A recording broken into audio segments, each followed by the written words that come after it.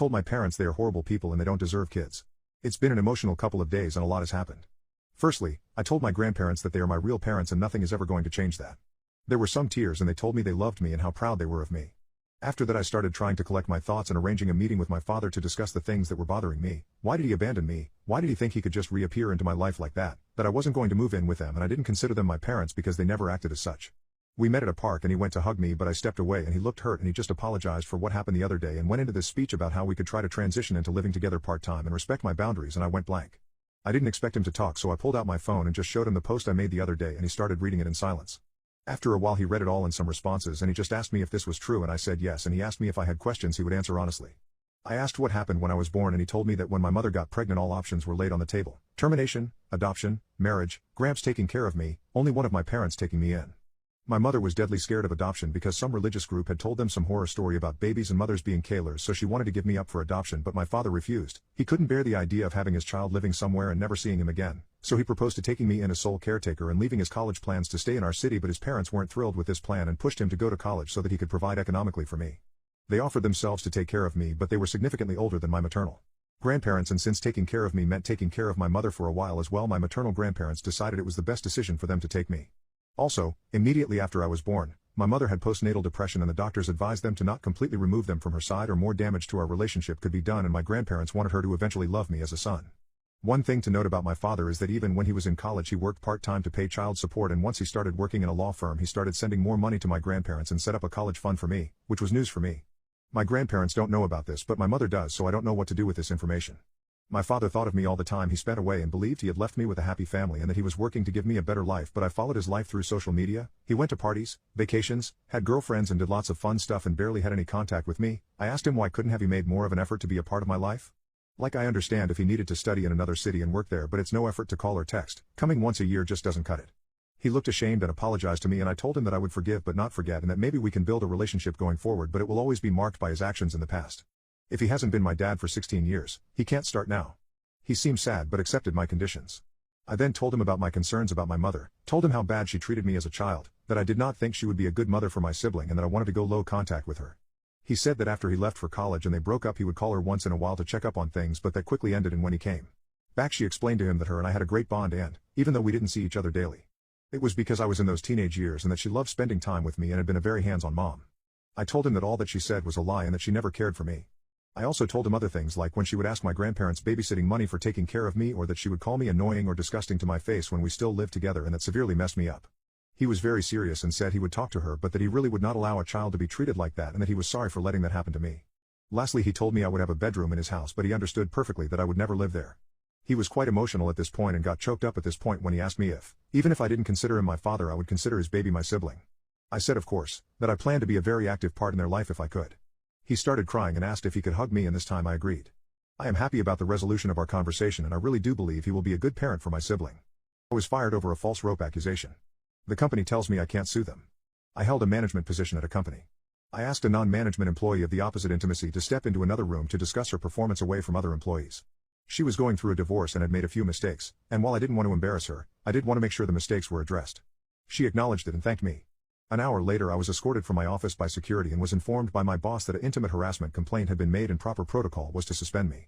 I asked what it was and was told, we need to investigate. I can't disclose that.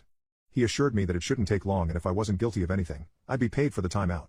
I again asked what the accusation was and was told that as there was an ongoing investigation I was not permitted to know, but if they had questions, I would be contacted. I wasn't happy, but knowing that I didn't do anything wrong, I left the building. Later that night, I received a notification on my phone that my email password was incorrect. After 2 days, I called my boss asking for an update and was told he was not available but I would hear something soon. I began calling daily and received the same response. Finally I received a letter in the mail informing me that I was terminated for exposing myself and requesting intimate favors from an employee, as well as attempting to rope her in the office. The employee listed was the young lady I had pulled into the side room. I immediately called up my boss and was told, he is unavailable, and said to say the matter is closed. My buddy, the IT guy, messaged me on Facebook asking what happened as he'd been told to deactivate my accounts. When I told him the whole story, he replied, you took her into that room. Dude, there's a security camera in there. We keep some important stuff in there, so we always have the camera on. Sure enough, he pulls the footage and there I am, holding a pile of papers, pointing to them, and keeping my pants on the whole time, not approaching her and certainly not trying to rope her. I left a message for my boss that the alleged incident occurred in a room with surveillance and that I would be contacting an attorney and subpoenaing the video record. I received a call back 15 minutes later asking me to please participate in a phone conference with him and HR. The conference went as expected. They didn't realize it had occurred in a room with surveillance. They have a zero-tolerance policy that they have to enforce. You can't be too careful in this day and age. They regret that this didn't come to light sooner. They've already replaced me, and as it wouldn't be fair to terminate my replacement as she's done nothing wrong, they don't have a job to offer me back. However, as a gesture of goodwill, they're going to pay me through my suspension, change my file so it reads that I voluntarily resigned, and provide me with a good reference. I replied that wasn't acceptable. They made a false accusation against me, withheld vital information that I could have easily refuted, refused to take my calls, and completely failed in their own investigation by not checking video footage that would have immediately exonerated me. They asked what I thought would be fair. I told them they could immediately terminate the employee who made the accusation and either give me my job back or pay me out 1 year's salary in addition to what was offered. My boss said that he could not discuss another employee with me, and that neither of those options are feasible. The only options I have are what he already offered. I replied that the options I gave are the only way I'm not going to sue the company along with the employee. My boss replied that I signed an agreement when I was first hired saying I would take all disputes through arbitration and that I waived my right to sue the company. I do not remember signing the agreement, and I have not seen it, but it apparently says that I will take all disputes to arbitration, I will bear the costs of arbitration, and that I will accept the decision in arbitration. He stated that I will not fare any better in arbitration than he's already offered and I'll be out the money to cover the arbitration. I feel like I'm being bullied here, and don't think he would have scheduled a phone conference with such immediacy if he didn't think the company was vulnerable to a lawsuit. I'm waiting on a call back from a few employment attorneys. I went to serve in the military and came back to find my girlfriend acting very strange. She said I love you unprompted a few evenings ago. I thought this was my go sign and started up a conversation about our relationship. It was a really good talk. She was honest and I could feel it. I thought she cheated, but nothing like that happened. She has made it clear that she didn't cheat in a respectable, clear way and tone. And I am convinced she didn't. I trust this without any doubts now. This being a soft breakup was my other concern. I asked her if she considered breaking up with me and she said the thought came into her mind, but she didn't want to as she loves me and was sure that she would love the future we will have. She didn't want a life without me. I asked if me moving out will eventually lead to a breakup and she said she doesn't think it will, that she thinks it'll only make us stronger. The problem was, as it turns out, that I went from being a happy person to someone who was worrying and depressed. She only realized this was the case when I was gone and I wasn't around to spread negativity anymore. She said that she fell in love with me because I was happy and eccentric. She mentioned that while I was doing things that a good boyfriend would do, she felt I was doing them out of duty and that I used to be very excited about buying her flowers. But lately, when I came home with flowers, I didn't celebrate this small occasion with her. I just gave them to her and went to bed. I admit, I've been very sulky the past few months. I was always worrying about my career, finances, and not being able to accomplish my future goals. I had already realized this while I was serving, and worked through it myself. I think I am in a better place now and she says she saw that I am. Her solution to this was me moving out. My negative energy wouldn't affect her anymore. Because it did, and she already has a lot to worry about. She needs a positive attitude too. Stay strong and I was making that harder. She also realized that we were too codependent and too much in a routine. She thought me moving out would solve this also. I agree. We both were very independent people at the start but then we got lost in love. I was always waiting for her to come home and she was always waiting for me to do anything. This ordeal made life somehow stale. She realized that because I did so much for her, she became heavily dependent on me to solve her problems, making her feel weak and incapable. Because of this reliance, she even had a hard time paying the bill and this got to her. She missed her old self, the one with confidence and power. I realized that I lost myself too.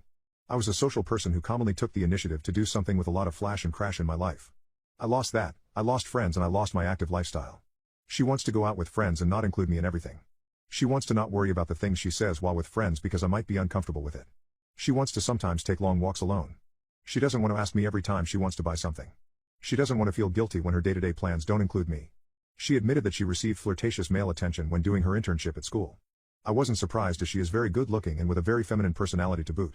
She says she would never cheat on me, and didn't want to respond to anything, never considered anyone else but me in her life, but she liked it. She enjoyed the ego boost and that made her feel guilty. Guilty that she could like such a thing while I was away facing hardship. I said it was normal to like attention from the opposite intimacy, especially when you're lonely. I appreciated that she immediately tried to shut down advances and stayed committed and loyal to me. I don't think this will be a problem and she looked very relieved when I thought it wasn't a big deal. In the end, she said that she missed the old me, the one that was happy and excited about the little things. She said she loves me very much and she is ready to continue the relationship we had before if I could get away from my sulky self finally. She tried to make me happy but I was feeling bad for too long.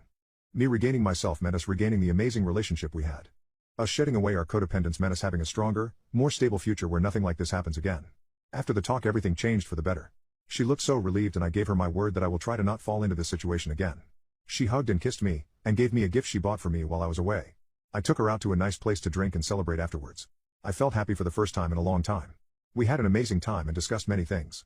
We came back home to have the most intimate and amazing intimacy we had since the beginning of our relationship and stayed up all night cuddling and listening to music. So, things are looking good for us right now.